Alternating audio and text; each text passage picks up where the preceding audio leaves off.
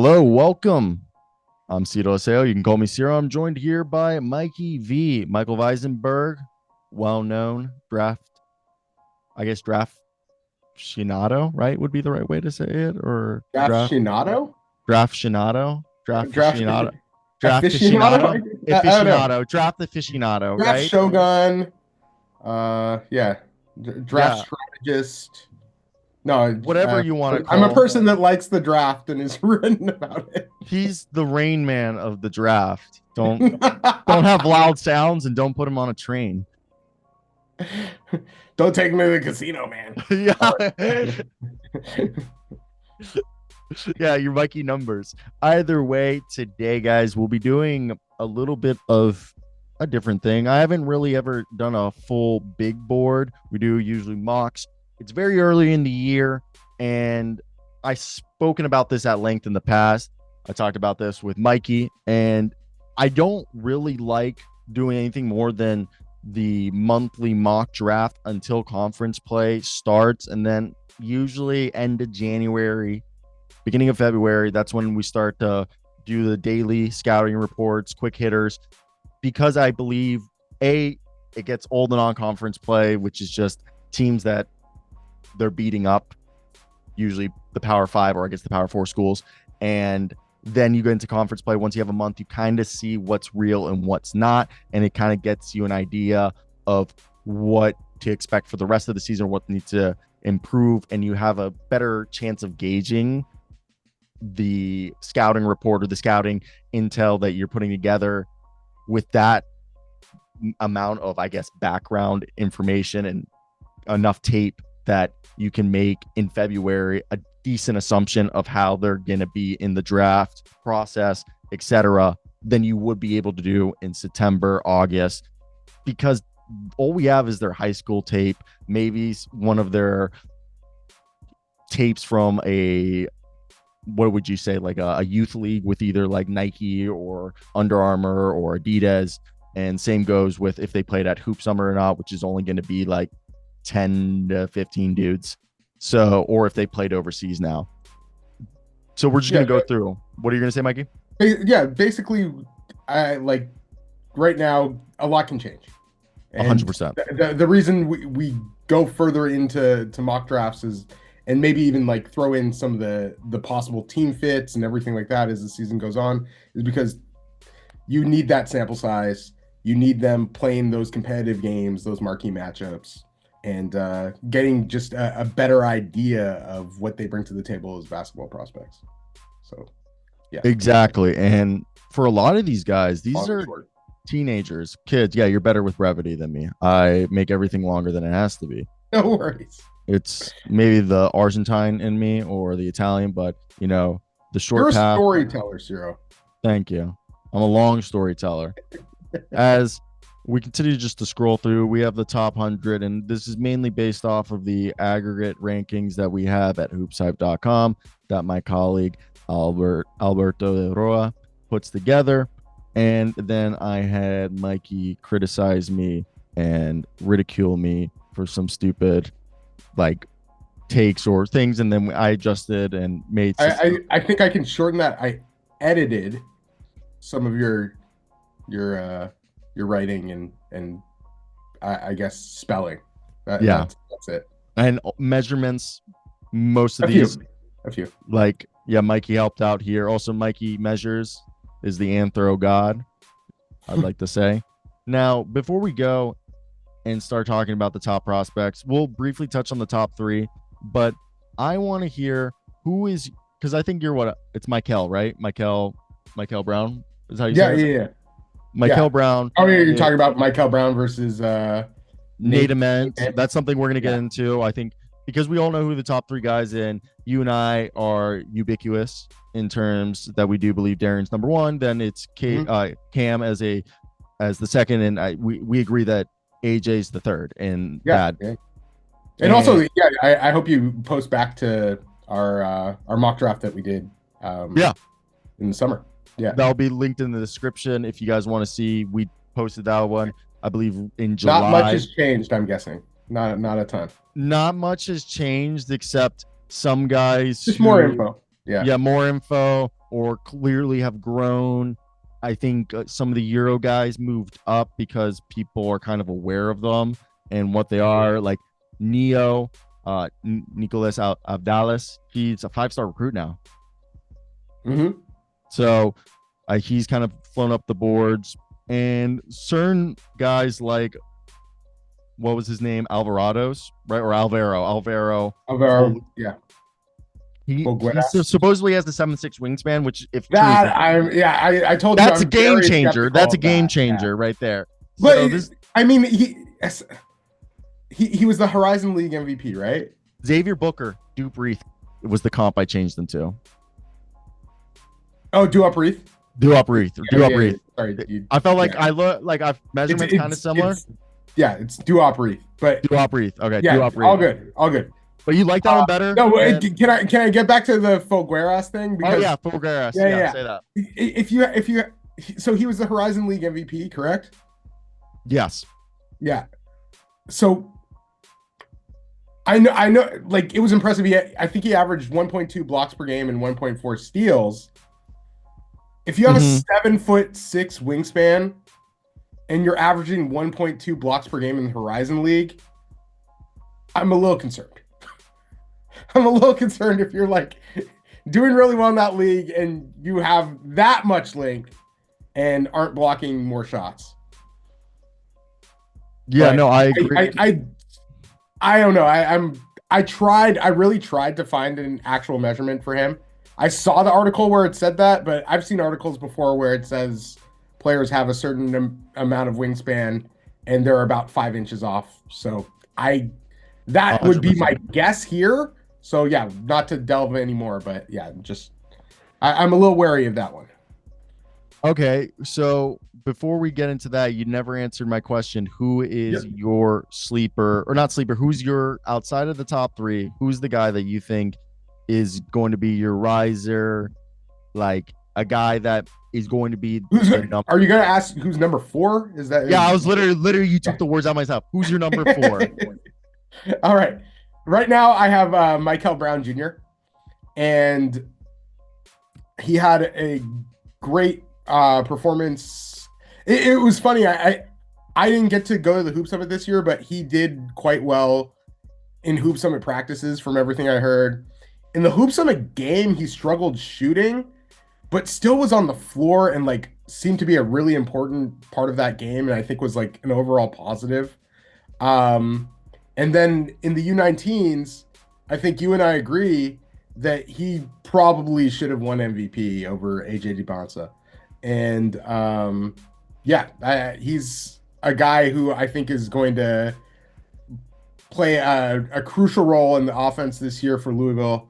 High volume 3-point shooter, and he's always been super talented offensive player. And then his growth through the years too. Like he was a guy that like entered high school, still is like one of the top prospects in the class like the entire time, but like he actually had like a lot of the best players in typical high school classes are kind of early developers, and he actually like went through kind of a normal growth spurt, and now I don't think he's the 6'5" that they have him listed at Louisville, but I think he's 6'4" or close to it. And I just think he's going to be a player that, you know, you could see running your offense through and really stretching the court.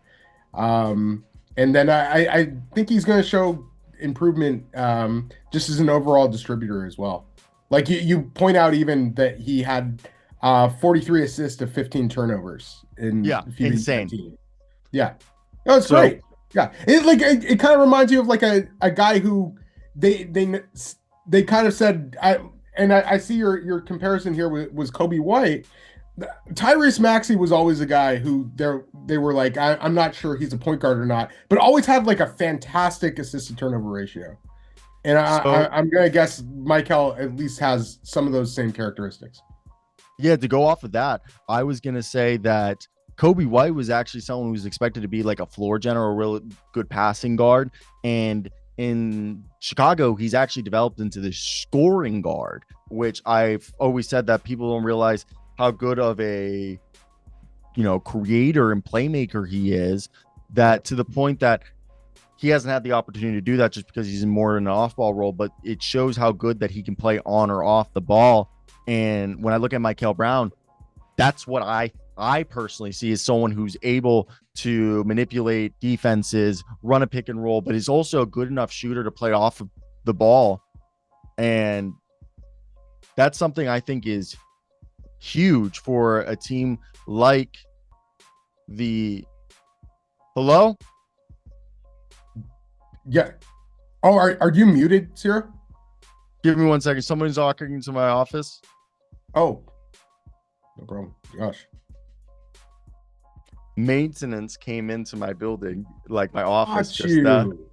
Dang. So I was worried for you for a second, man. Bro, I'm sitting here in my office by myself, and I'm like, bro, you're like, somebody just came into my office. I'm like, damn, no. Yeah, you're about to lose me. I just want to stay in case I had to call the authorities. Jeez. Yeah. Man.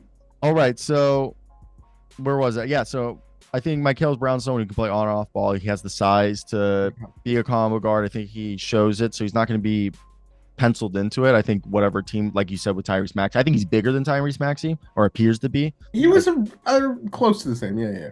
Like I think I would say they're fairly comparable. I think he's bigger than 6'3". I think he's at least a oh 6'4". No, he's taller, but like in terms of like physically and standing reach, like they're pretty on track. Word. And even with Kobe, like Kobe always had a small wingspan, and the one thing I'll kind of push back with Kobe is, as somebody that got to see him play high school basketball, he was always kind of more of a scorer than a floor general, like, distributor kind of guy. But like what you're saying, I think basically is that, like, I know combo guard gets thrown around a lot, but like, yeah, like somebody who could be an actual combo guard and who you're happy with playing either position.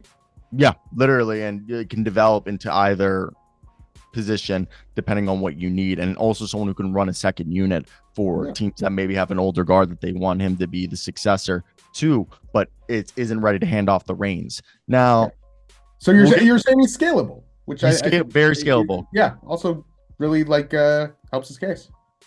So with that being said, we'll get back to Mikel. I wanted to talk about Darryn Peterson, Cameron Boozer, and AJ Dybantsa, and basically what each three need to show. I think with Darryn, I personally think he is the best prospect since Victor Wembanyama. And if you take out Victor Wembanyama, he might be one of the best prospects in the last 10 years. Just, this is someone who's going to be able to run point guard, shooting guard, small forward. I think he's more of a natural shooting guard. And we were talking about this. Take off the lankier Jalen Williams. Mikey made a good point. He's not as long as Jalen Williams is, who has a 7'2" wingspan and is also just has broader shoulders, has a bigger frame. But what I was trying to more say about that was he has that versatility and the multi-positionality that a guy like J-Dub has, that being able to play the point guard, shooting guard, and the small forward position, especially if he fills out. But his game, his profile is more similar to future Hall of Famer James Harden, being a high-level creator, not just for himself, but for his teammates, having the cerebral awareness to know where people are going to be, how to, get into tight spots, and just carries himself that way. And I really think going to a school like Kansas, what people expect for guys who go to Duke, who can go to Kentucky and are the number one recruit, to dominate and make Kansas contender, not because it's Kansas, but because of him. And I think that's the biggest thing with him. Then Cam Boozer, I think it's can I just add one? Go. Go. With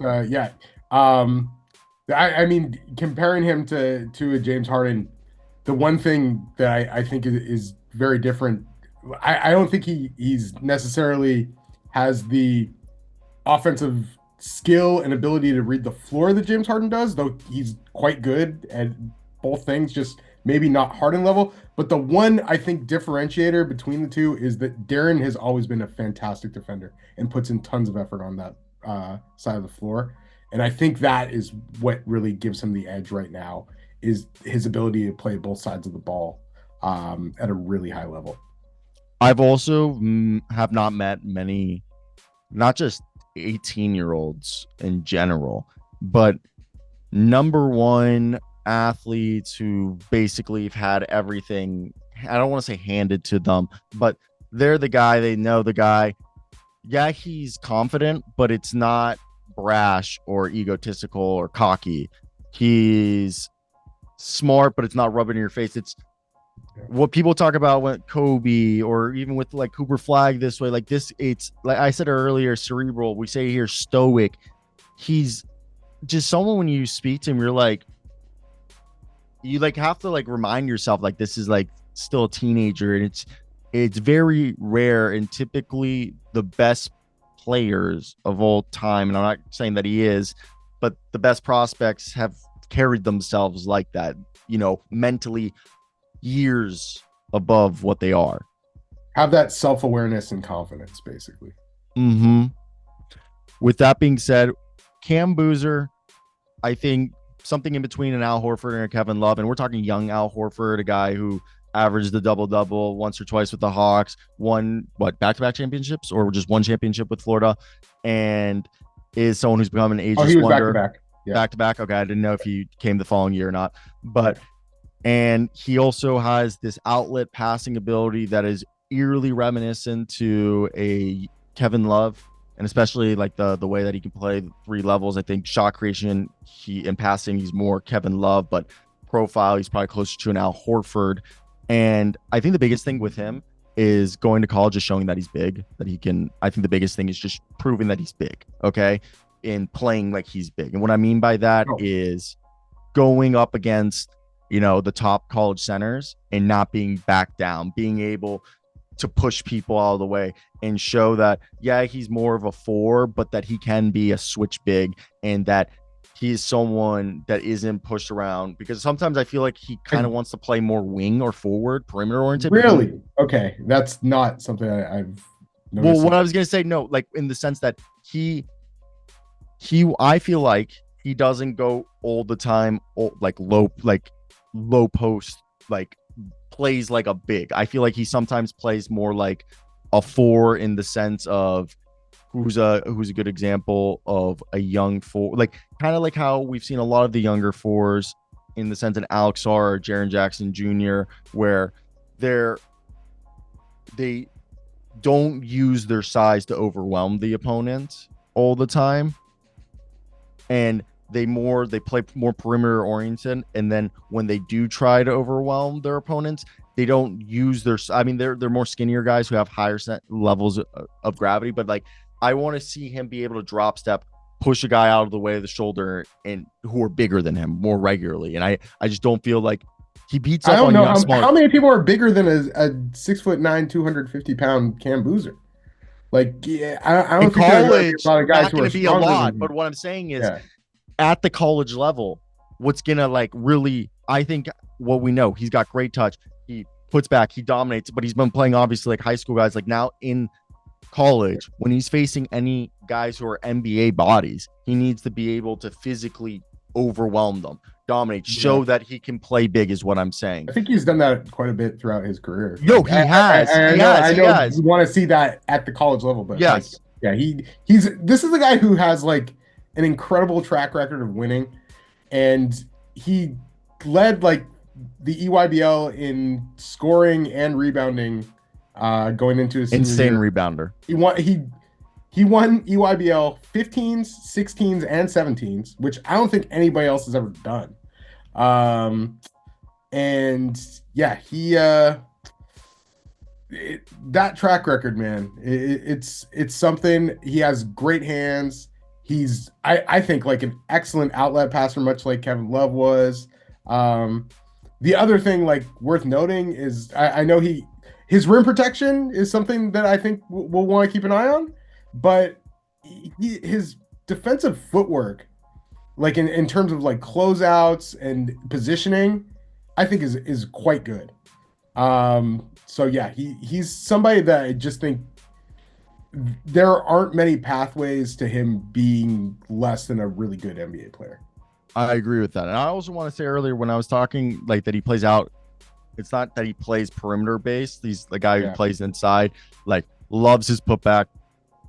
I just want to say, like, when you're looking at guys in high school, like that's comes easy for it in the sense. Does that make sense? So when I'm saying physical and like physical dominant, I don't want him to be going back to what I was saying about Jaren Jackson Jr. and Alex Sarr is falling into that habit where instead of you want him to take fewer threes or what? Or not to like rely on the jump shot and rely on his perimeter game, but and going back to what I say is like show his physical dominance. Yeah, against small, like kill guys who are smaller than him on a regular basis. When he sees it, murk them. Like not be a guy that I have an open three, but even though there's a small guy under the basket, and I'd rather him just go and take that, go and try to dunk over the guy and drop out. Want him to take the best shot. But like I think that's the thing. But at the same time, like I don't think he's ever been one to consistently back down from doing that. And the guys you're pointing out are also guys who were like 220 pounds in college. Like maybe Jaren was a little bit more, and Alex obviously didn't play college, but yeah, we're looking at a different. They were taller and longer than Cam Boozer, but they were very different physically.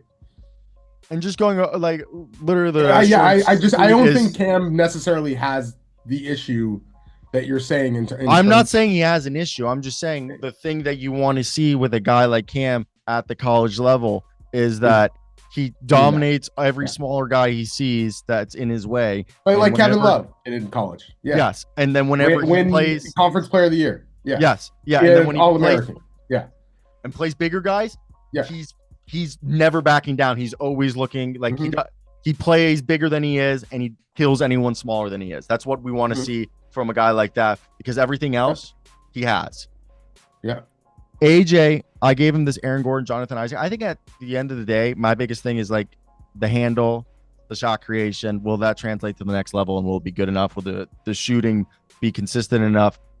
And that's why, like, I feel like he can be a championship player, but it's more in a role of an Aaron Gordon, where he's like the complimentary guy to maybe a star or two who does all the dirty work and is an athletic guy who is a lob threat, guards 1 through 4, and as he gets older, his game gets more refined.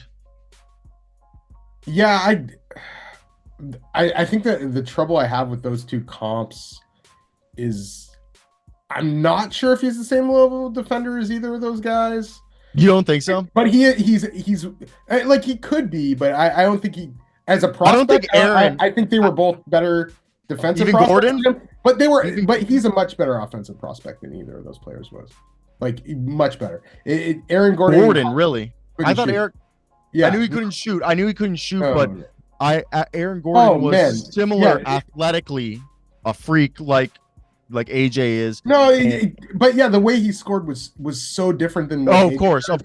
I'm talking more role than play style in terms of Aaron Gordon. I don't know. Like, look at what Aaron Gordon did in college, and tell me at the end of the year. Like, I think AJ is a guy who's going to average like 20 a game this year. Like he's a guy who's done well offensively wherever he goes. He draws tons of free throws. Can create shots for himself. He's done that. Yeah. Regardless, he has great positional size for the 3 or the 4. But yeah, I think he has a higher ceiling than either of those comparisons. And I want to get. I think the other two players are so freaking good. Like this top 3 is fantastic. Like I see them all as all-star players. And I like the other two just a bit more on what they less questions than AJ Dybantsa. Yeah, I think AJ Dybantsa also has a bit more questions. Is he going to be a 3, a 4? How much bigger will he fill out his frame? I think again the shot creation at the NBA level. I think especially when it comes to like his handle and being able to like dribble penetrate against NBA level defenders is going to be interesting. Yeah. But look at what Ace Bailey's done with the Jazz. Yeah. I know it's only I was literally going to talk about Ace. Yeah, like to me AJ is like ahead of him I was literally going to say that. I was going to say the same thing That's funny. But what I meant by Aaron Gordon and Jonathan Isaac is not necessarily them being similar players. And with this comparison, it was again going back to that role where I think he is going to be someone who's going to be able to average, 20 points or high teens. Okay. Mm-hmm. But maybe it's on a bad team. And that the best version of him. You think that he should be like, the second or third best player on a team, right? Who's the defensive special, like the two-way guy who's more of like the defensive specialist who gets things done. And like, I feel like every team most players need help, man. Like, honestly, like, yeah, not everybody can carry an NBA team. Yeah. Like you said it right there. I don't think he's the guy who carries it. I think he could be a cornerstone, but he's the Robin to a Batman at best.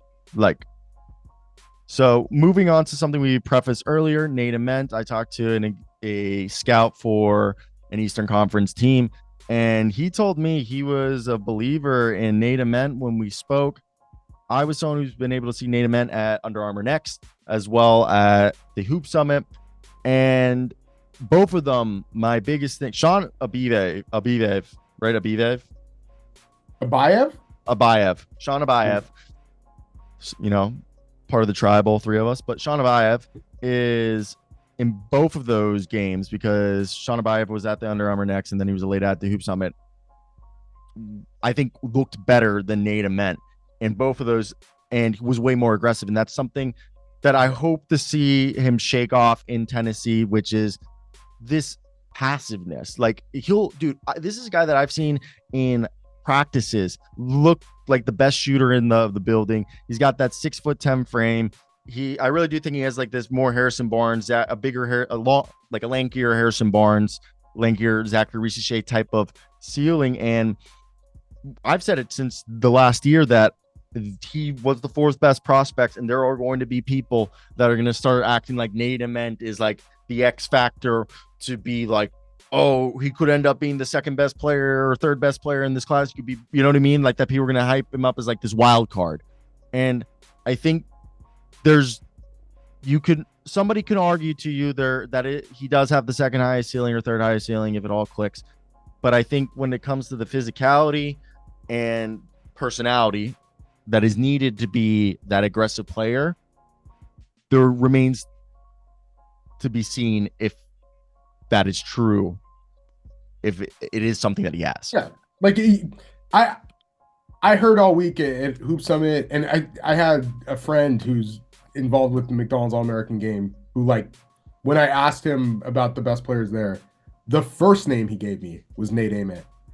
And at Hoop Summit all week during practices, they were saying, oh, he could be in the running for being the top guy in this class. And then the game comes along. And you couldn't really see anything going on there. I think he did better in McDonald's, but yeah, he always a guy. I got to see him at Pangos All-American Camp in 2023 when he was going into his junior year, and like a guy who obviously looked like one of the best prospects there immediately, but at the same time, yeah, like just needs to work on that physicality. The names you mentioned, you don't use them as comps, but like when you're saying you're talking about the jump shooting, like in that perspective, being like Kevin Durant and Brandon Ingram. The thing with both of those guys is they both, like, Kevin Durant has like a 7'5" something wingspan. Brandon Ingram has a 7'3.5" wingspan. Like, Nate's not that level of tall, but he's still a guy who, like, from a height, length perspective, movement shooter with a high release point. Yeah, exactly. And the shooting versatility is probably better than the other three guys ranked ahead of him. It's just going to be about having that physicality and also finishing around the basket. Like that's going to be a major key for him. He's at Tennessee, so you'd assume the defense is going to be good. Tennessee players also typically crush BAM testing, so their strength and conditioning program seems to be quite good. I think right now he's listed at like somewhere near 205 also on the Tennessee website. That doesn't mean it's true, but you would assume that he's at least added some strength since he's gotten to college, which I think is a really good sign for him. And yeah, like I think he's one of the better players to bet on in this class, and he's been an intriguing prospect for quite a while.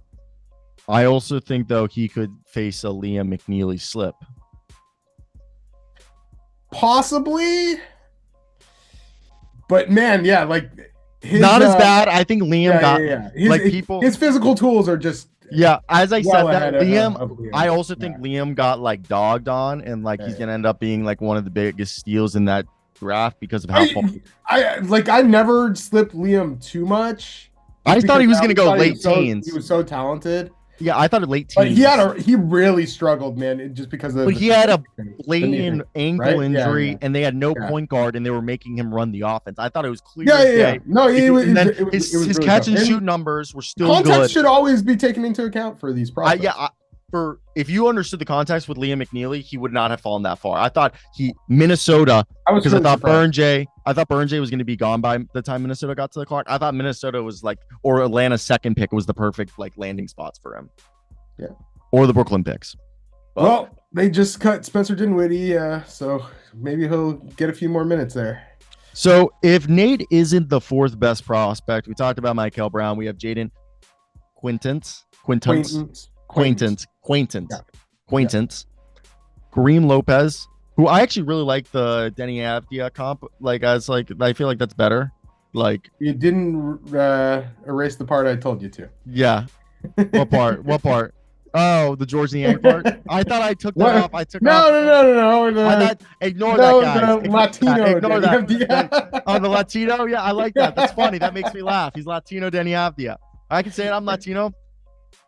Okay. And then we have Chris. What Cenac. Is it? Cenac. That's what I was about to say. Cenac. They have Chris Cenac. Then Caleb Wilson, who I think Jarris Walker is like. I said that I was talking with some people on NBA subreddit, NBA on draft subreddit, and people agreed with Jarris Walker as one of their as like a guy to comp him. You and I actually have Dash in front of Tunde Yusufu. Yeah. And so Koa Pete, I've had some people say that he's a forward switch big. Some people say he's more of a combo forward. What do you think he is? I would say a 4-5. That's what I thought. Okay, So let's go real quickly. I think Chris Cenac and Caleb Wilson is the ceiling, I guess the floor of guys who can climb up this board, and Mikel being the ceiling as like the best guy, I guess you would say. Mm-hmm. So out of these, who do you think could end up being the wild card to become the fourth best prospect? So over here, real quickly, we'll, if you want to, for the audience, give us little finger snaps. We already know about Mikel Brown, a guy who can play 1 and 2 as creation, should have been the MVP of U19. Yeah. Tell us about Jayden. Tell us about Kareem. Tell us about Chris and Caleb. You got 60 seconds. All right. Jayden Quaintance is a guy who I think is like a less explosive Robert Williams type, which I think would be a really good player. But yeah, like needs a lot of work on his overall offensive game. Great defender. Karim Lopez is a guy I'm still not sure exactly what to think about and what he necessarily does really well. Do you buy the playmaking? He's always been considered like is he a guy who's knocking people over like Denny Avdia and okay, Denny wasn't doing this offense, in Israel. Denny was more of like a super fast guy who like gets to like 0 to 60 in 1 second. But that's like had a little bit more skill also than Lopez, correct? Like Denny was always great off ball. Denny was always a great passer. Is Denny Lopez either of those things? Denny was more on ball and But he was always a great cutter. Cyro? Yes, he was a great cutter. I think Kareem is closer to Denny than anybody here. It's like in terms of, forwards who like the ball in their hands. He's somewhat But are you happy with the ball in his hands? Not in the way that I thought like Denny was. But I think that's what Kareem wants to be, though, is what I'm saying. So I would have him. He would be the bottom of this list for me. The guy I agree. who could move up is Chris Cenac. Just because he's had so many tools, and like you look at the size, the movement ability, but the consistency is the concern, and there's a lack of consistency that's gone on. He'll have some great games, and then he'll have some games where he just kind of blends in. I know there were multiple bigs that were ranked lower than him that he would match up against, and they would have some better games than him this past year at Link Academy. But he's also at a spot where they've done a great job developing players in Houston, especially strength-wise. I think Alan Bishop is a fantastic strength coach. And then Calvin Sampson and their player development program has done wonders for so many prospects. So yeah, like I think that's just a great spot and a really good context for him, where he could be a guy that maybe starts slow and picks up through the year, but it's really on him. And then Caleb Wilson has always been an intriguing guy. Certainly helped Knight Riders win that 17s with the Boozers. And yeah, just, he has that physical ability. I believe he was the MVP of the Jordan Blair Classic this year too. And yeah, intriguing dude with good physical tools, some, at least a tinge of ball skills. And yeah, you're just kind of going to see if he can put that offensive game together, but should get plenty of opportunity at North Carolina this year. Rank on one with Chris Cenac being number one. Okay, yeah. Right now, I would have it Cenac, Quaintance, Caleb Wilson, Karim Lopez. And with Mikel still being number one in front of all those guys. I have number 4. So yeah, Mikel Ament, sorry. It's actually on the Tennessee site. They have name pronunciations. I have name pronunciations actually right here. Every site should have that. I think it's amazing. But yeah, so Mikel Brown, Nate Ament. Oh, that's cool. I like that. And then Chris Cenac, Caleb Wilson, or Jayden Quaintance, Caleb Wilson, Karim Lopez. I think that's I switched Mikel Brown and I have Nate Ament in front. Yeah. But pretty similar. I think. Did you have Caleb Wilson behind? I had Caleb Wilson ahead of Karim Lopez. Yes. Okay, I agree with that. I think there's some question marks with Caleb Wilson. I think he's a freak. One of the things is that a guy like him, especially with his game being reminiscent to a guy like Jarace Walker, and I know Jarace Walker's in a situation where he hasn't gotten a fair stick due to players being in front of him. Jarace Walker also was like 240 pounds too, like crazy. Yeah, crazy. I was going to say one thing, the physicality, will that be able to translate? And the other thing is, look, I know Jarace Walker hasn't gotten a fair opportunity, but like last year was the year that he should have gotten a fair opportunity because they had no backup center and they still didn't want to play him in a meaningful role, and they rather have Thomas Bryant. I think and I know it's Rick Carlisle as the coach, but I think that's more telling than things. I never really saw Jarace as a center. Yeah, but like what I'm saying is they had a necessity that he could have earned the minutes. He wasn't ever really given the opportunity to begin with, and I think that's the bigger thing to say about that. And also, like, he's on a team that went to the NBA finals. Yes. But what I'm getting at is that year they went out and got Thomas Bryant instead of giving him an opportunity after Isaiah Jackson and James Wiseman went down. He didn't even get an opportunity. Well, yeah, because he's not really a center. I know, but like, I think that's the deal. I personally think you invested a pick in the guy. Let's at least see for a week or two before you make the trade. But okay, yeah, maybe, but it's so hard to prove me wrong. I want to be proven wrong. Yeah. Okay. So I think Tunde Yesufu is someone that we both agree. I think. Look, I've given Isaac. Oh my God, I was mixing their names up. Or mushing them together. Isaac Okoro, Josh Okogie were two guys that in college, I think everyone was like athletic guys who have chiseled frames, can defend multiple positions, really probably swingmen who are big combo guards, smaller wings with athleticism. somewhat shaky 3-point shots. As they gone older, it's become better. I kind of see that's Sunday being what he is in the NBA. As much as people want to say somewhat similar. Yeah. I can see it being somewhat similar. Yeah, like his first high school game. So he was the all-time leading state scorer in California, which Jason Crow Jr. is going to break this year, but like still really impressive considering the players that have come out of that state. His first game in high school, he broke the backboard. So, like, he's been this big for a really long time. The key with him is that he really improved his perimeter game. But at the same time, you maybe like to see a little bit more feel, and you wonder about that shooting consistency. You want to see that at the Big 12 level. But yeah, really, he's a super high level athlete, very strong, and he works really hard. So yeah, I think Baylor's going to be a nice context for him. Yeah, I'm not sure if he's necessarily going to stick in the top 10 or not. I don't know. He'll need to show that consistency as an offensive player. But yeah, he certainly has a shot.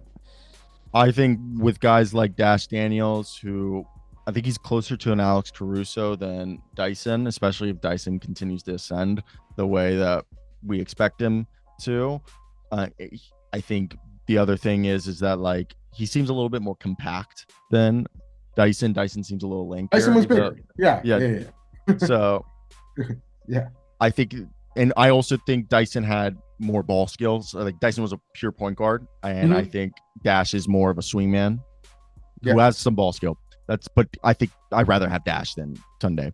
Now, I think defensive ability. Certainly the Australian like grit as well as because he's Australian instead of Beninian Californian. No, he probably I know Dyson was a ruckman and he played footy, and I bet Dash was a ruckman and played footy. I mean, he's 6'6", so he's automatically played the ruck. So like, bring the ruckus. Yeah. You know, people think we're just speaking gobbledygook, but like in reality, we're talking about footy. Now, now we're getting in Koa Pete. Yeah, Koa Pete. So Koa Pete, when I look at him, he reminds me of Beef Stew, like physically. Yeah, Beef Stew has 7'4" wingspan. But Koa Pete also had more ball skills than Isaiah Stewart. So yes. But I think role-wise, very similar. 4-5. I think. Yeah. I think Pete will be more of a 4 who can small ball 5, while Stu is a guy big ball 4, more natural 5. I would put it kind of flipped in that sense. But like a reserve big that can Isaiah Stewart's a 5. Yeah, like I don't think Isaiah Stewart really plays much 4. No, but I'm saying in certain lineups, I'm saying he can moonlight as a 4 because of his athleticism and his 3-point shooting ability. But he's a 5, while Koa is a 4 who can moonlight as a 5 because of his size and some. He's definitely smaller. He's quite a bit smaller, just because of the like 5-inch difference in wingspan. His shot is something that I've always been really concerned about. I think it's quite inconsistent. And then he also he was a guy who was also enormous as soon as he got into high school. And when he played at Pangos as a freshman in the Maine All-American camp and had a game where I think he went like 9 for 9 from the field. When he was 15, he led Adidas 3SSB in scoring, 17s. Yeah. And he's added like little glimpses here and there to his game, and I think he's improved his ability to see the floor.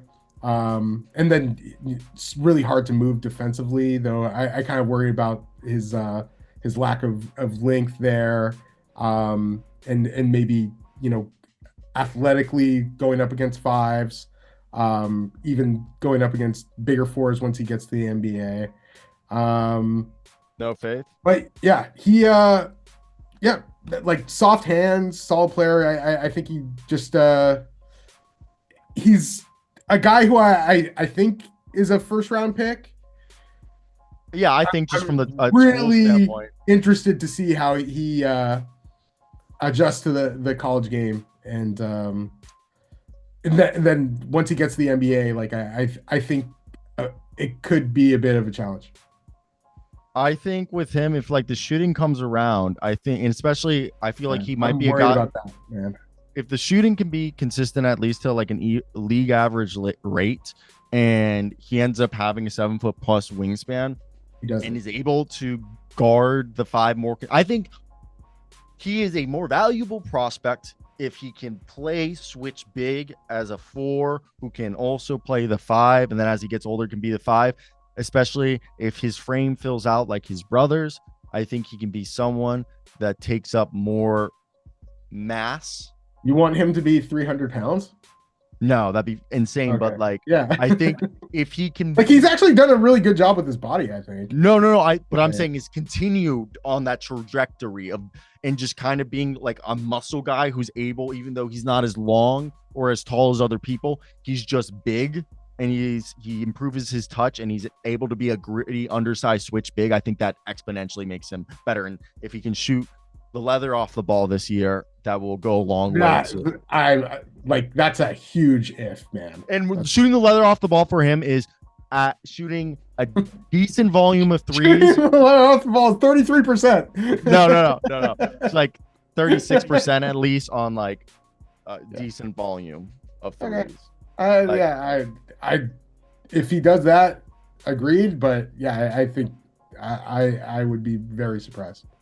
I would be surprised too, but I'm just saying that's like what you're hoping for if you're a fan of his. Don't look up what Mike Mayock said about his brother during the NFL draft combine.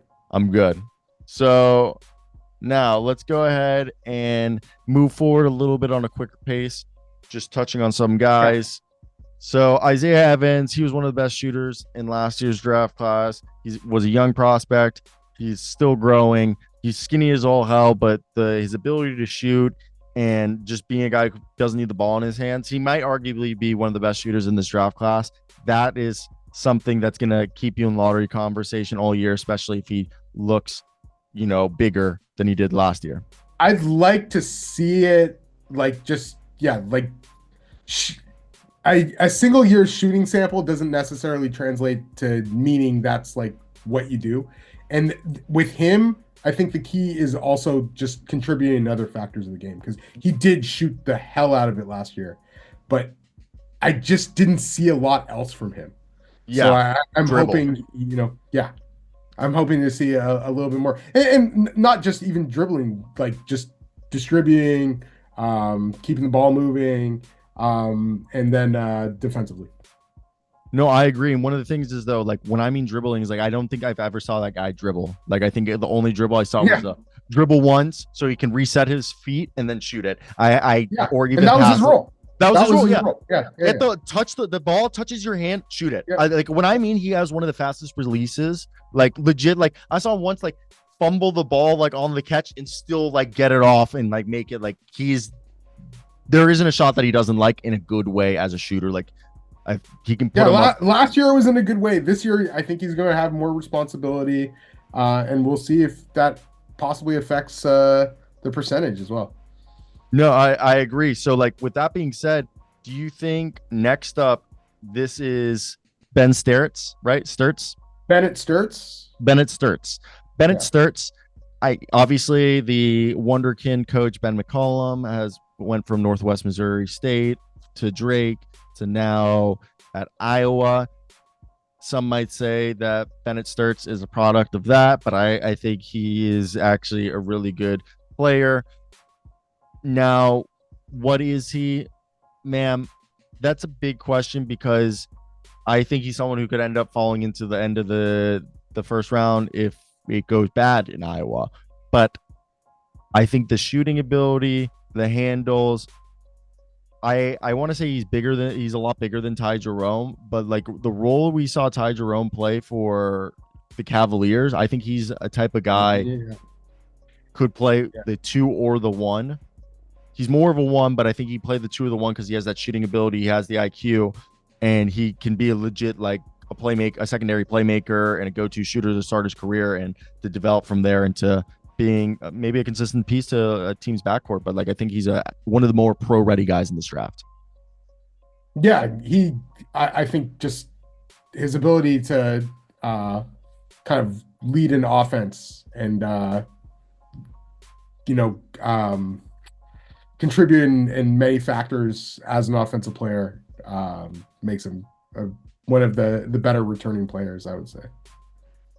I agree. Another NBA pro-ready guy, one of the better ones to return, transferred from UAB, Yaxel Lindenberg. And you like the Gershon Yabusele comp? No, because Gershon didn't necessarily have the same physical dimensions, I would say. But I feel like Gershon now. Maybe. I don't know. Not like even then, like Gershon didn't have a 7'4" wingspan. Like, you know, he just 7'2". Are you sure? Yeah. NBA draft on net. I'll have to look into my archives there, but NBA draft that compared him to Gary Trent Sr. He's a 6'8", 260 power forward. Whatever NBA draft.net, those were my my measurements. So yeah, so probably right. So that it says he's 6'8" with a 7'1.5" wingspan. So we're around 7'1.5". Yeah. I mean 7'1.5", and this is there's a difference. There's a little bit of a difference. Took him time.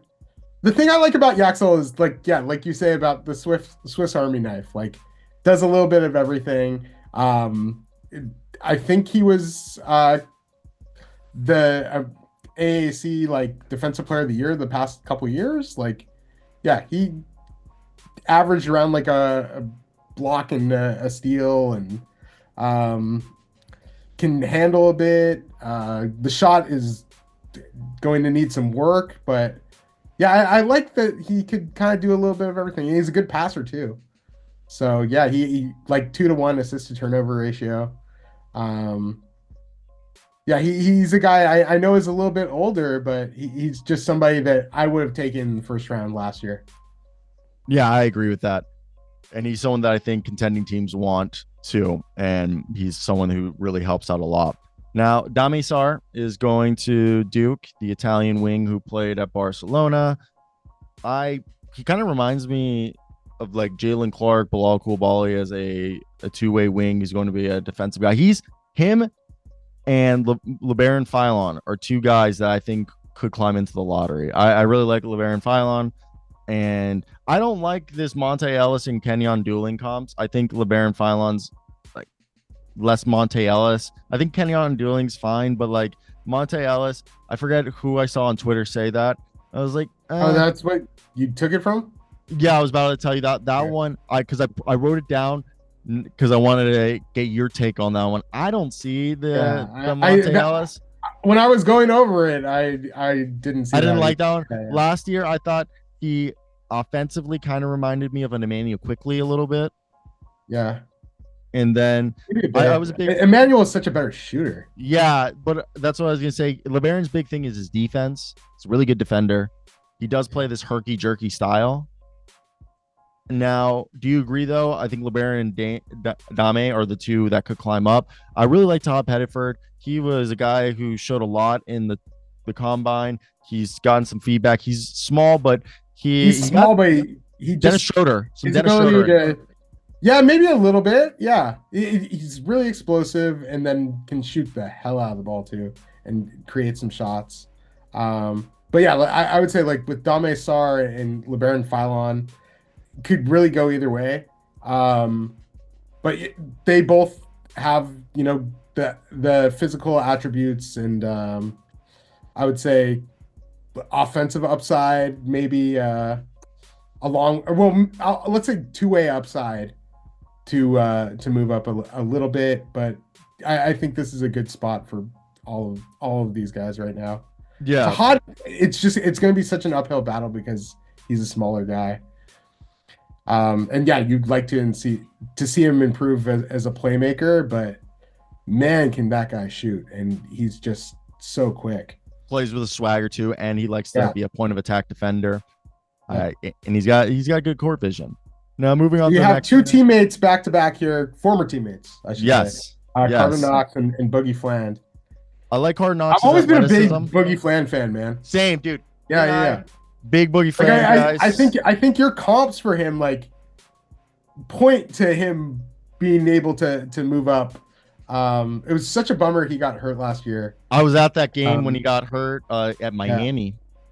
Got hurt at the Miami Yeah. game, but I saw him just shoot the ball so well, and he just Yeah. plays with this way. Again, when I watch him, very reminiscent of a Darius Garland, very quick lead guard, one of the best looking 3-point shots I've seen.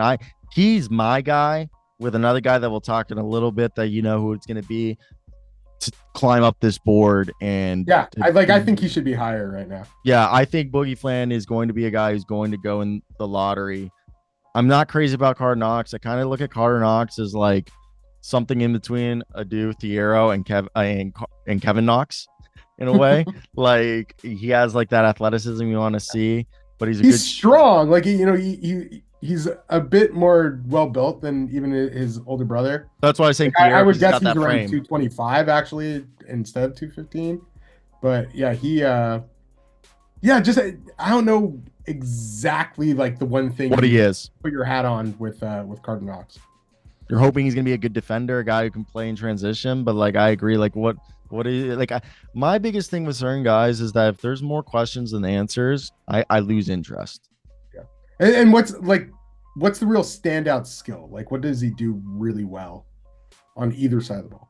And especially in an era where IQ, feel, and just fundamentals is in shooting ability is being Mhm. held up more and more, and especially pass dribble shoot and guys who compete on both ends. Just being athletic and having potential isn't carrying you as much as it used to. Mhm. Now, Boogie Fland, we just talked on him. So tell me a little bit about Braylon Mullins and what is your thought on Nick Kamenia, right? Kamenia? Amenia. You the case Kamenia. Hamenia. Heard it from Nick himself. Hamenia. Hamenia. Okay, Hamenia. Hamenia. It's So- Hamenia, rep in Belarus, but he's played for USA basketball.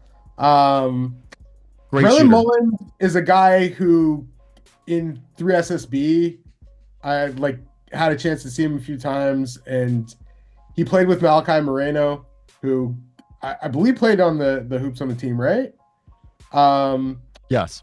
And every time I would see, Malachi, I think for the longest time was considered the higher ranked prospect until near the end of their senior year. But yeah, every time Braylon Mullins would stand out, just a guy who shoots really well, can handle a bit, can pass a bit, and can create some shots for himself. Like just has a few different things he can do as an offensive player, and has a good feel for the game. You wonder athletically and physically if it's going to come right away, but I think he's going to do quite well at UConn. And then Nick Hamenia is somebody who doesn't necessarily have amazing length, but shoots really well, can handle, and I think sees the floor quite well.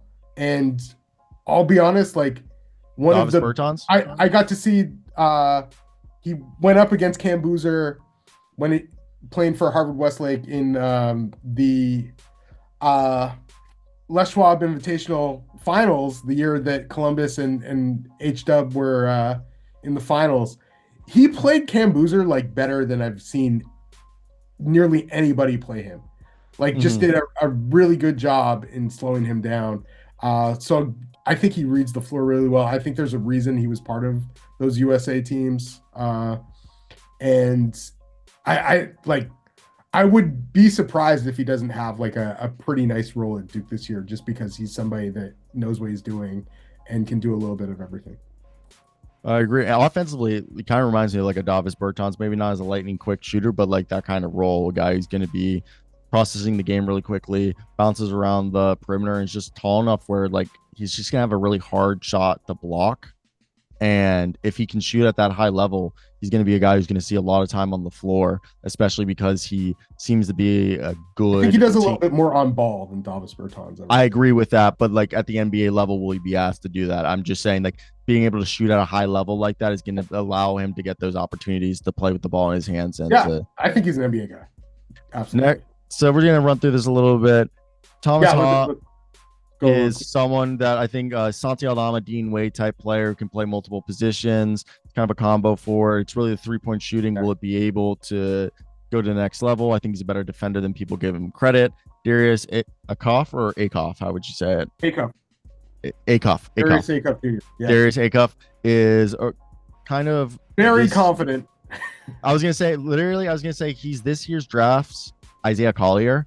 A little bit different player, but very confident. Better shooter, but a little less explosive, but better shooter. And not as thick, but still more of a lower. But he's strong. Yeah, strong, like lower center of gravity guard, but it's still like 6'3".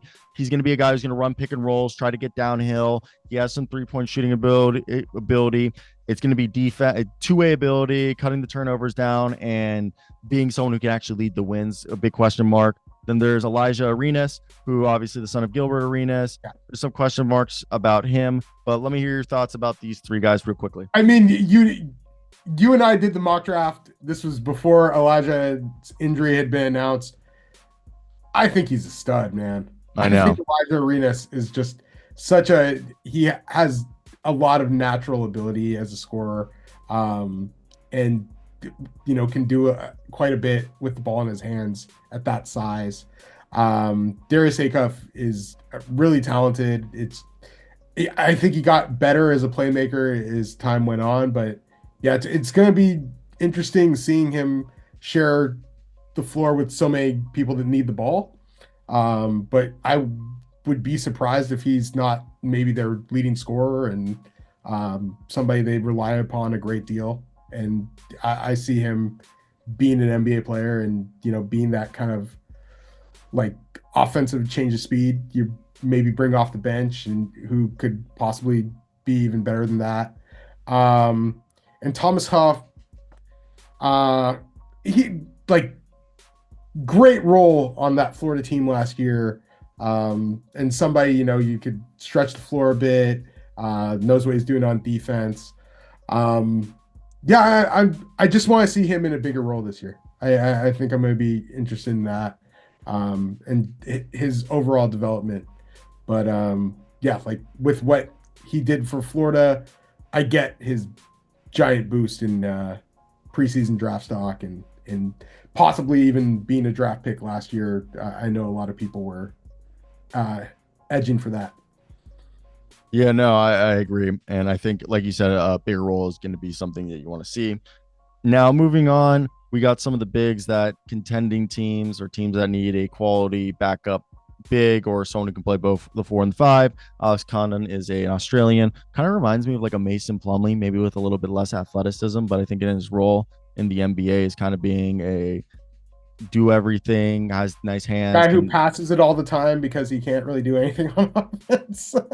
Yeah, but he'll be able to finish plays and stuff like that. He's not going to be someone who's going to cause too much ruckus or hijinks. And I think that's the type of guys you see have long careers, be quality backups at beginning, and usually are bridge starters for points in their careers because they're guys who are good complementary players to guys who need the ball in their hand. JT Toppin, I think, is the best non-big rebounder in the country, insane offensive rebounder. He's going to be able to switch to multiple positions. I kind of gave Taj Gibson, Carl Landry, because the problem there, I mean, and like maybe more Taj Gibson. The other thing is that like I think his role would be closer to Jared Vanderbilt, but he doesn't have the perimeter defensive ability that a Jared Vanderbilt has, but he has the defensive ability interior wise that a Jared Vanderbilt has, and the rebounding ability that Jared showed when he was like on Minnesota and healthy. So the key is going to be what he does offensively once he gets to the league. Yeah. Well, they're like saying Jared's going to be shooting more. So if JT. the Yeah. yeah, JT is also supposed to be shooting, but he's got good measurements. And then Miles Bird is, I think, a kind of a, I would say like the Terrence Shannon Jr. of this class. Maybe it's just he's so skinny. He's Yeah, so skinny. possibly. Yeah, that's not a bad comp. Yeah. Terrence just had a better, like it was thicker. Oh, yeah. But, I think he was a more explosive and was stronger built, but but that's his role though. Like Miles needs to follow yeah. like the Terrence Shannon role, guard multiple positions, shoot a bunch of threes. Yeah. You want to see him be better offensively and put some meat on his bones, but yeah, he defensively like is where he really stands out. Like, and I think that's why so many people have a positive outlook on him as a prospect. So tell me a little bit about Ian Jackson, who went to Ian St. John's, Jackson JoJo is, Tugler, who's got an insane wingspan, and Caden Boozer. And then we'll get into my next steal. He is, I think his quickness has always stood out to me, Ian Jackson. And it's just, he's quite good in transition and, you know, with a full head of steam. And his half court ability is, I think, the major thing that he needs to work on. And not just his decision making, his handle, all of that stuff, and then just, you know, prove he's a consistent outside shooter. But yeah, I'm really intrigued what he's going about what he's going to do at St. John's. JoJo Tugler has a plus 12 wingspan. So absolutely insane. there. Yeah, and really solid build. Was one of the best defenders in college last year, and no idea what he does offensively, but I think he just is likely to stick around the NBA for a while just based on his movement ability and the fact that he's like 6'7" and a bit with shoes, but has this massive 7'6" wingspan and his you know, overall motor as a defender.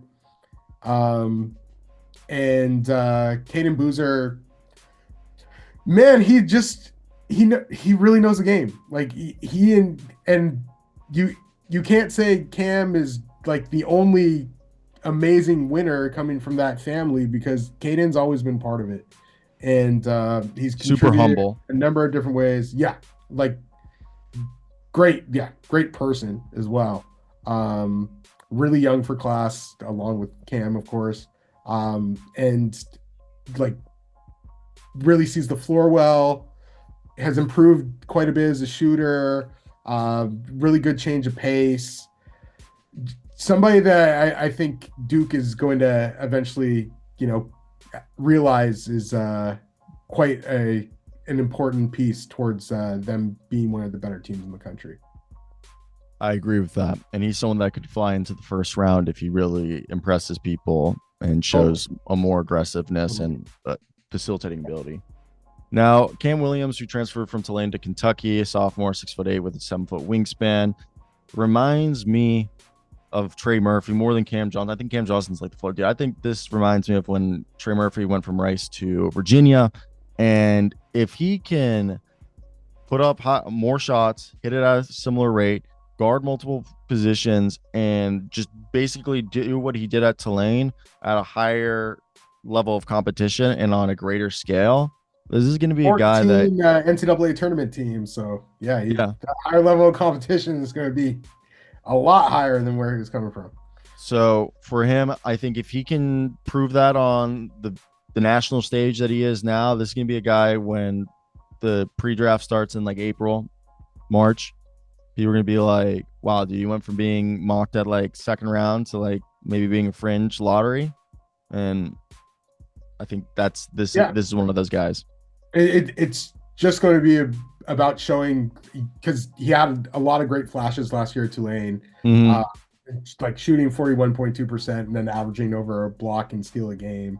And, you know, showing glimpses of his overall offensive ability. But yeah, it's going to be about doing those same things. If he does it if he shows improvement at the SEC level, then he's going to shoot up draft boards. Completely. So moving forward, we're just gonna touch on some guys. You can stop me on someone that you want to talk about at length. We're just gonna run through this because we're going a little long. Malik Thomas, we talked about this with all the other Arkansas guards that have been mentioned in players. How is he gonna get touches? Like an injury is gonna have to happen, or he's gonna have to be way better than we expect for him. Really, he seems like a guy that might have to spend 2 years in college just because the first year he's not going to be able to get enough bites at the apple to show us what he is. Isaiah Harwell, I think he's someone that can he show that he has that 3-point shooting ability and can create and be someone who's a part of the Houston offense and rotation, or is he just going to be a young guy who's going to be a part of the culture that spends a few years there before he ends up leaving? Now, also playing behind a couple seasoned guards who just were on a finals. Literally, that's my point exactly. Like it's a team that has older guys. He really is going to have to supplant somebody to be able to climb up draft boards. Jason Flemings too, I think is going to get like a good chance of playing. So it might be. I know they're kind of different archetypes and everything, but it still might be minutes them in order for everybody to be on the court at the same time. You know, I agree. Sergio De Larrea, plays for Valencia in Spain. He's a 6'6" guard. I got to see him at Eurobasket. A little bit like skinny. He can play. He's a guy who can play the 1 or 2. He's got really good live dribble passing ability. The whole thing with him is that I think people are gonna look at him similar to how Ben Seraph is like he going to be big enough or athletic enough to play in the NBA, and is the passing and shooting good enough to make up for any lack of athleticism or size that he may or may not have, you know? So that's the big question with him. I agree with it's a day, right? Or Ade? I think it's a Mara. A die? Yeah, that's why Mara. That's why I knew it was Mara. When you said Boban Marjanovic, I agree. I think people are always going to be like amazed by someone who's 7'3". I think Bobby's better than this dude. Yeah, I think he's really like people are always going to take a swing on size. Okay. But he has a 9'8" standing reach. I just don't think he moves the best, and I don't think he's going to be a guy who might have to grind it out on the G and show that he isn't going to be a guy who constantly fouls people and struggles to make it up and down the court. He'd be a guy I'd have lower. Yeah, I agree. Milos Uzan is someone that I really liked. He's a great point guard. I think this was the year he should have came out. I think just another year getting tape on him, and he's a jack of all trades, a master of none. He's not like an elite defender, so I think that's just like what holds him back. And he's not an athlete either. Now, Braden Smith. Houston wins a chip, we'll see. But yeah, it's gonna be interesting. That's gonna be an interesting one. But like going back to Braden Smith. You and I like Braden Smith. Like if we're gonna go for an undersized guard who we're just going off of their game and stuff, I'd rather go Braden Smith. He's a tireless defender. He's got balls of steel. He can play make.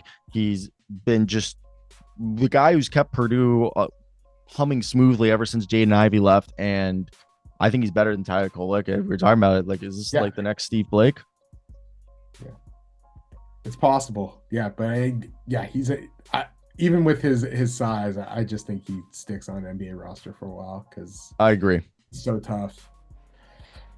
Now, Caravan, I think he should have came out this year, but I just think he's going to be a guy who gets picked up second, maybe late first, kind of like a Landry Shamet, Sam Hauser. It's just he knows what to do. People know what he's going to do. It's just he is what he is. It's good. It's shooting. It can pass. He can pass. He can rebound. He can defend. It's plug and play. People are going to value that, but people are also going to want to see take swings on other guys. Yeah. But yeah, I think at the end of the day, he's like, if you're looking for an 8th, 9th man, like you need one. Yeah. He's a solid one just because he can shoot. He knows what he's doing on defense. Yeah. He was a guy that a lot of people thought could be a one and done. And like, he's just been such a great contributor to UConn the entire time he's been there. I agree. So does Braden, Patrick, Dalen, or Solo interest you at all? Patrick kind of interests me as like one of those guys who ends up getting picked up in the second round, and after a year or two on a two-way, people are like, whoa, like where did he come from? Like how did he develop into this like really high quality, backup big, but forget that he was Dominated EYBL. Like, yeah, 5-star recruit. Great with takeover. But he gets hurt. That's been the thing with him, is if he can stay healthy. He's also not like an incredibly athletic center. But I think he certainly has skill. He has physical tools. And Duke's gonna need him. So yeah. Do you like Braden Burries, who's kind of like Jack? I've always been a little kind of iffy. I don't love him, but he's a talented player. Yeah, there's nothing bad about his game. It's just it doesn't pop. He's a talented player. He is a little older for class, so like I think that makes it even more likely that he would like to be a one and done. Mm-hmm. He doesn't have the best dimensions for what he is, which is a shooting guard. But yeah, he had a great senior year at Roosevelt, so I agree. He's I'm sure going to put up numbers at Arizona as well.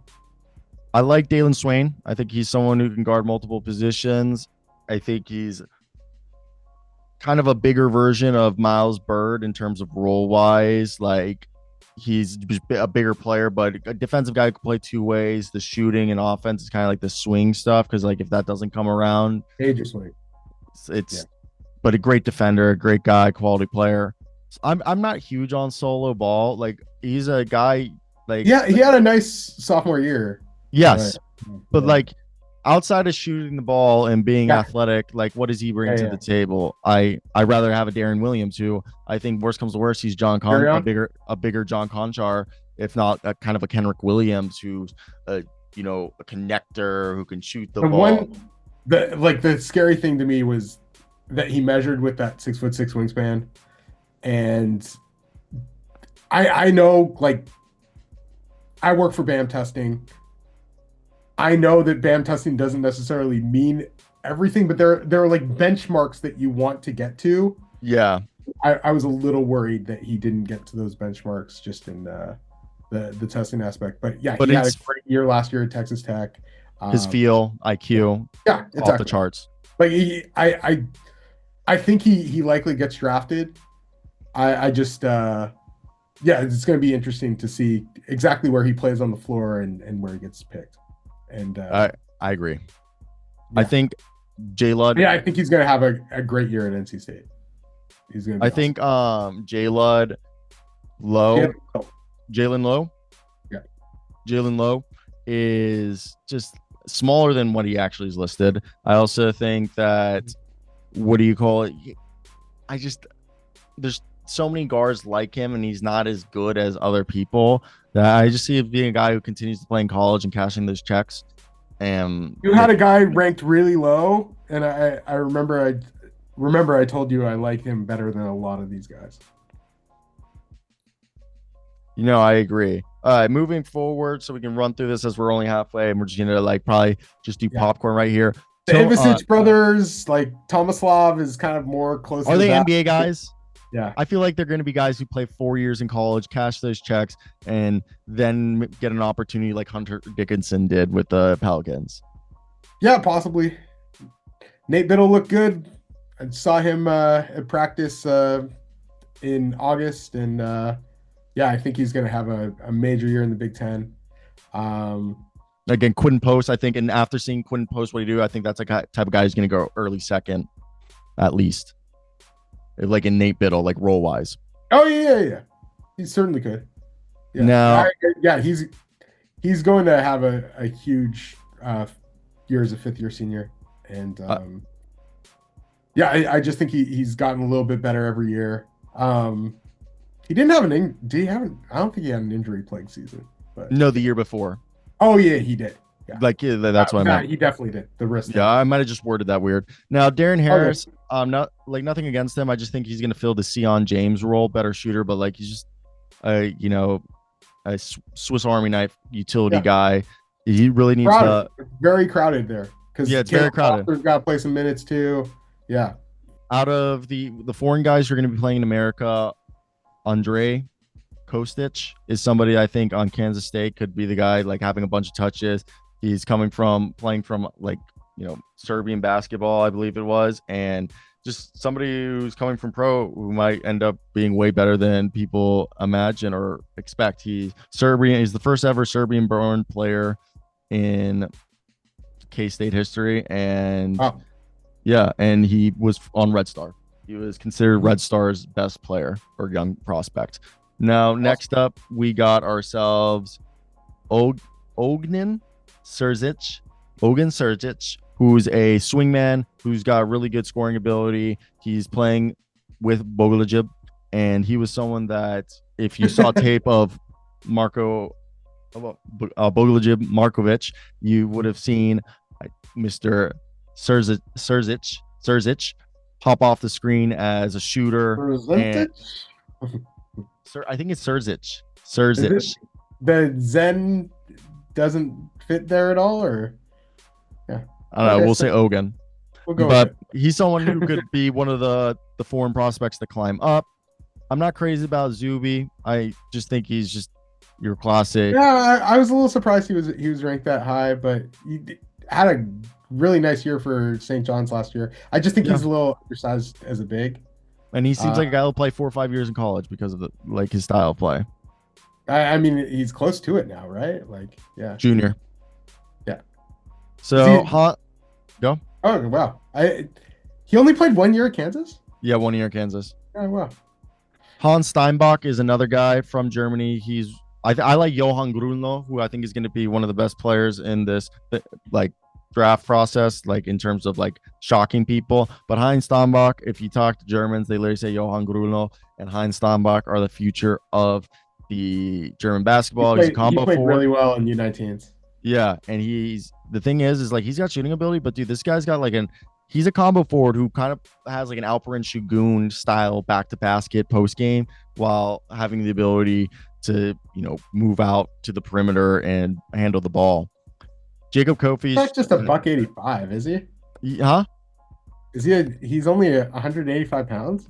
He might be bigger, but that's I think he's probably listed bigger now, but that's what I had when I first wrote when I pulled it off my stuff. I haven't updated some of the stuff that I need to. Jacob Kofi is a guy who looks like an NBA player, just inconsistent. Mm-hmm. No, he's somebody I've gotten to see for quite a while, but yeah, you want to see that consistency. You want to see that fire. Yeah. Very talented player. Always has been. Matthias Krivas, right? Matthias Krivas. I'd rather have him than Ade Mara. I completely agree. Yeah. I would have him over Mara. 7'2", 260, big boy. Nicholas Abdalis, who's playing for VTech. He's a guy who was a point guard overseas in Greece. He's a guy who can play the 1, 2, or 3. He's got ball handling skills. He can score from all 3 levels. Just will he be able to translate to the NBA level? And will he basically could be like the Kasparis Yakachunas of this draft cycle. A little bit different players, more of a wing, bigger, but in terms of climbing up and being kind of a heliocentric player for a team's offense. Now, Sanone kind of reminds me of Jacoby Walter. Do you agree with that? Kind of a shooting guy who's got a little bit. I like Jacoby better just because I thought he was more athletic. Yes. Yeah, I agree. I think maybe a guy who would have a similar role to that. Johan Grunlo, a floor spacing big who's kind of like something in between a Dean Wade and a Jabari Smith Jr., more of a 4 who could play 5 and maybe even have the ability to play some 3. He just makes winning plays all the time. Week. I do. Donnie Freeman, I'm out on him. He's just very blah in his first year at Syracuse. Stayed there, maybe improves. He was a 5-star recruit. Yeah, we'll see. Yeah, always been somebody who you'd like to see a little bit more from. But yeah, certainly has some tools. Andrea Stojakovic is just the son of Peja, and he's a really good 3-point shooter. He's played for 3 colleges already. Peja? Yeah. Peja. Yeah. Peja Stojakovic. He's the son of a former NBA player. That's part of the reason why people still remember him. He's played for 3 schools already. Yeah, this will be his 3rd school, but he had a really nice year last year. I know. At California. Yeah, at Cal. And good shooter. Has a little bit more to his game than that. And I think he's going to do quite well at Illinois. Tyler Harris is a guy who's just been climbing up the college ranks, and he's a 6'8", 6'9", nice Kinda. shooter. Huh? I said kinda. Like kind of. Yeah, he's been at like bottom schools in each of his conferences. So like, Portland. I think Portland was okay when he was there, and he had a good freshman year. He was with UW last year, and they like hugely underachieved. He did shoot really well from 3, but I don't know really. It wasn't on like enormous volume, and his free throw shooting was still like in the 69% range. So yeah, it's like moving up a conference, I would say, in the SEC with a team that I know has kind of struggled. But yeah, he's another guy that like has some solid physical attributes, and if he does shoot and proves that he can play some defense and maybe improves in some of the other factors on the floor, he could be draftable. Yeah, I agree. Mika, I think he's not going to come in this draft, but the following year's draft. Does he really have a 7'3" wingspan? Like, dude, insane. Yeah, no, I saw him up close at Eurobasket. Spoke to him. This guy is legit. This kid can jump literally from the free throw line, dunk it. Has one of the longest arms I've ever seen. Kind of reminds me of young Vesely. A little bit of John Collins, what I think would be his role. He shoots threes. He can dribble the ball. If it all comes together, this guy has like a 40+ inch vertical on a 7-foot frame, and he's playing this year for Partizan, and then he's going to go play college ball. So I think he's going to be someone who climbs up the board. I don't know. We'll see. I've always been. He was quite inconsistent at Compass Prep this past year. Yeah. I know he played well in Eurobasket in the minutes he got, but he didn't do a ton else besides score. Yeah. That No, he played a lot of good defense. He was like He was Finland's X factor. Like he was like he would guard the opposing team's best players most of the time when he was on the floor. Okay. Now Flory, kind of like a Charles Bassey, Orlando Robinson. I'm a little skeptical of that 6'9" with him. He's a little, I would say, undersized as a 5. And if we're talking about 5s, I'd rather have Magoo, and Guaf. Magoo and Guaf? Yeah, instead of Flory. Yeah. Then Magoo and Guaf at least has that rim protecting ability and defensive movement. Yeah. Mackenzie Mbako, kind of like a taller Sadiq Bey type of player, floor spacer, combo forward, has a similar frame to Rui Hachimura, just really, there's a reason why he's still in college. Bey reminds me of kind of a Trevor Booker, Bey Undonago. I think it's by Ndongo. By Undungo. Kind of got a Trevor Booker game, more of a pure 4.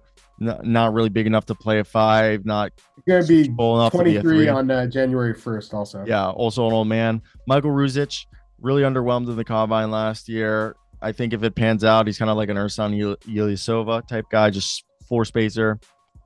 Darryn Pierre is a guy who's a small school talent that I really don't know how he's going to translate to the next level.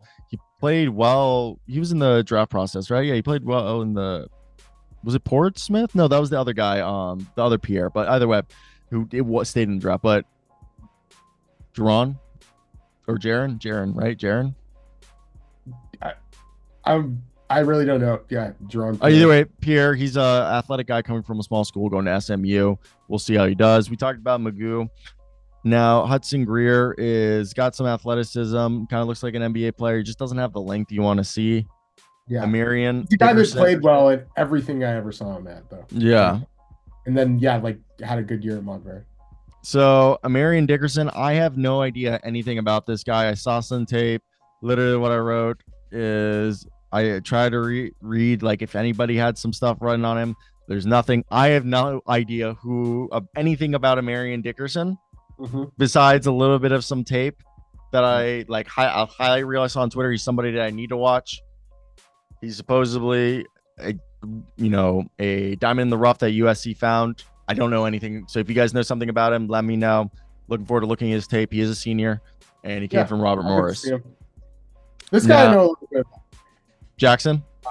Yeah, Jackson Shellstad. Yeah, tell me about him. Yeah, he's his ability to play with the ball and without the ball and just be incredibly quick on the floor. Great shooter. He is, I think, improving as a floor general, and he's going to have the ball in his hands a ton this year and make more plays for others.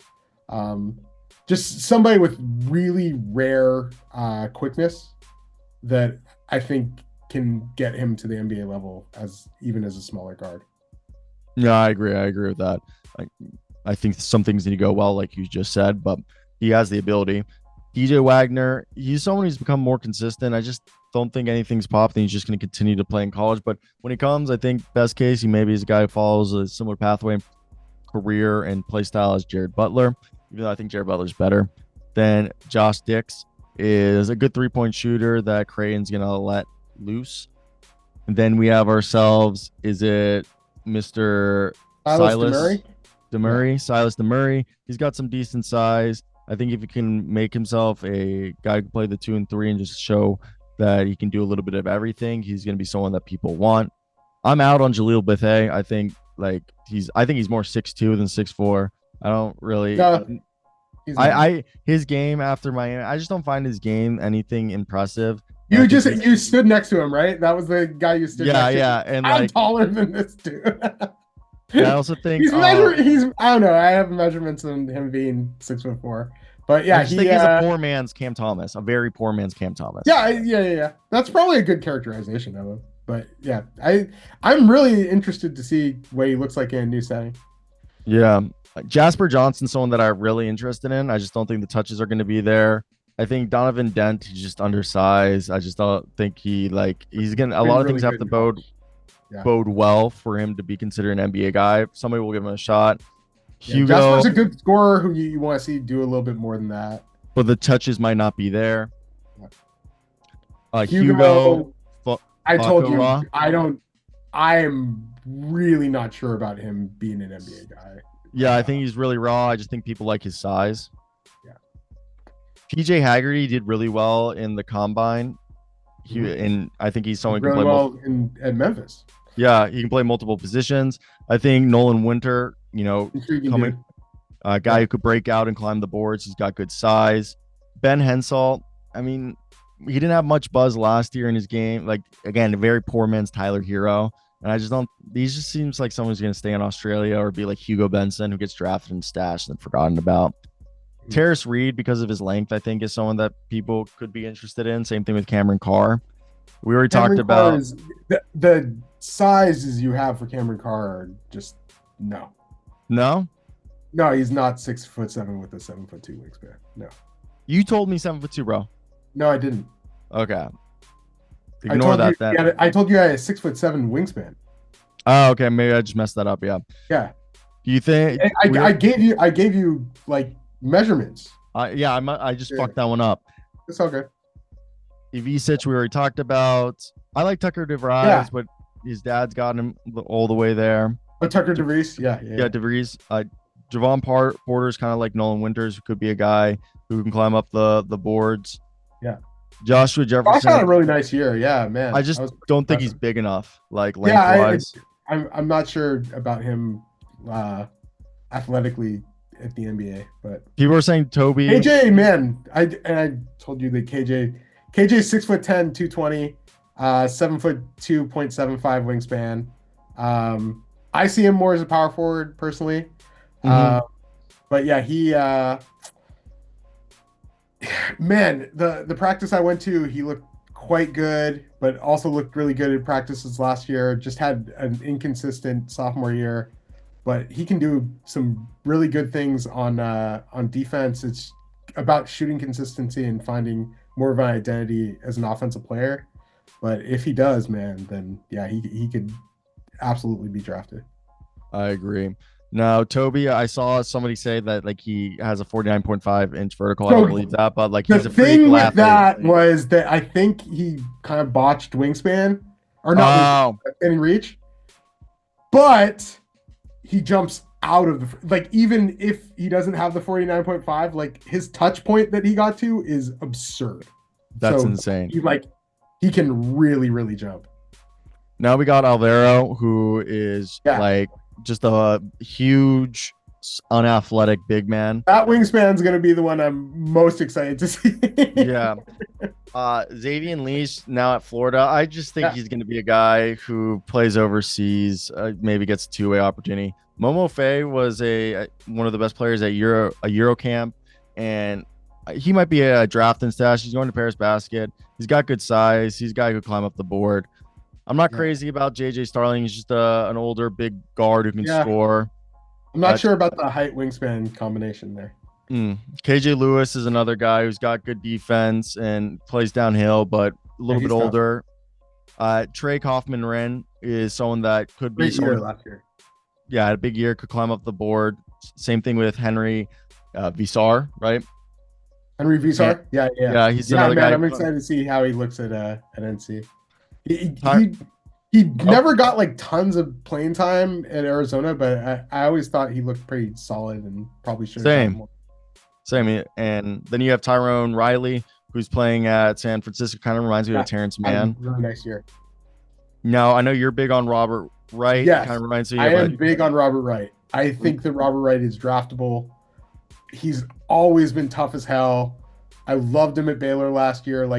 It's crazy that that starting five for Montverde all had fantastic freshman years, and he's a guy that it was shocking he didn't make McDonald's just because they only stuck to three guys.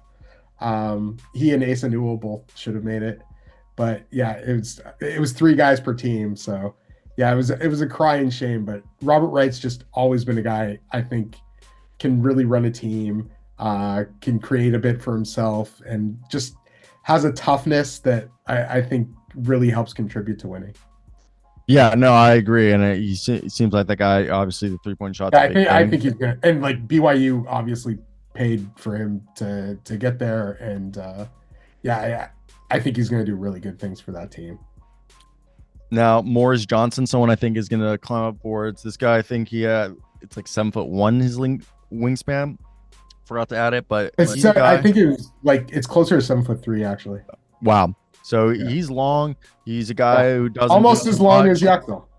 Yeah, and I think he's going to be someone similar that we saw with Golden last year. Obviously, Danny Wolf was the one that people were paying attention to, but because of Yaxel, people are going to start noticing Johnson. I think as a result, he's going to be a guy who climbs up the board just because he's an insanely good rebounder, scores everything within 5 feet, and has a great motor.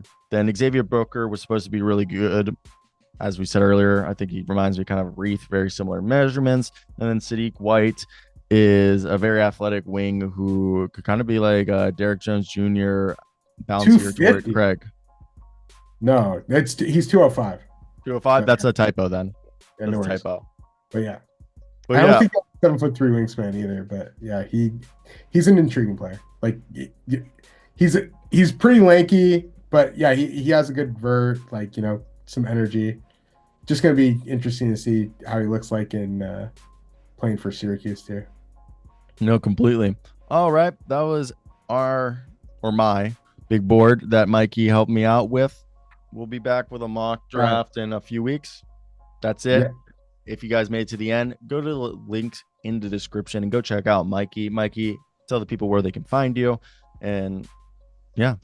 NBA Draft Mikey V on X, Twitter, whatever you call it. My name's Michael Visenberg. I'm very easy to find. I think I am close to the only one with that name. Close to the only one. Yeah. There's apparently one other one, but yeah, I think he goes by Mickey or something. So yeah. FM. That guy sucks. Not at all. But all right, that's it, guys. Hope you guys did enjoy. Like, comment, and subscribe. Ciao. Wait, let me pause. Stop. Goodbye.